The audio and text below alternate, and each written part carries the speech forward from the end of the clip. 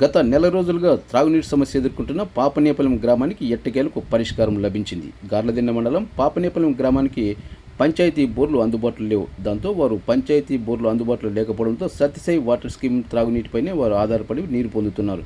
అయితే గత నెల రోజుల కిందట సత్యసాయి వాటర్ స్కీమ్ వారు సమ్మెలోకి వెళ్లడంతో ఆ గ్రామానికి ఉన్న ఏకైక నీటి ఆధారం కూడా దూరమైంది. దీంతో గ్రామస్తులు గత నెల రోజులుగా త్రాగునీటి కోసం తీవ్ర ఇబ్బందులు ఎదుర్కొంటున్నారు.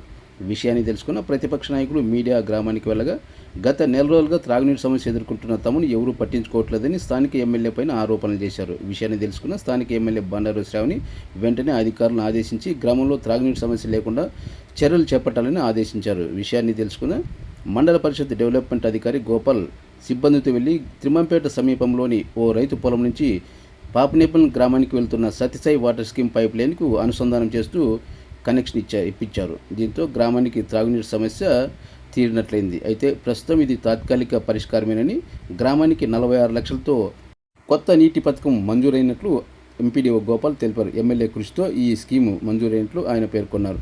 త్వరలోనే బోరు వేపించి నీటి ట్యాంకు నిర్మించి గ్రామానికి శాశ్వతంగా నీటి సమస్య లేకుండా చేస్తామని ఎంపీడీఓ గోపాల్ తెలిపారు.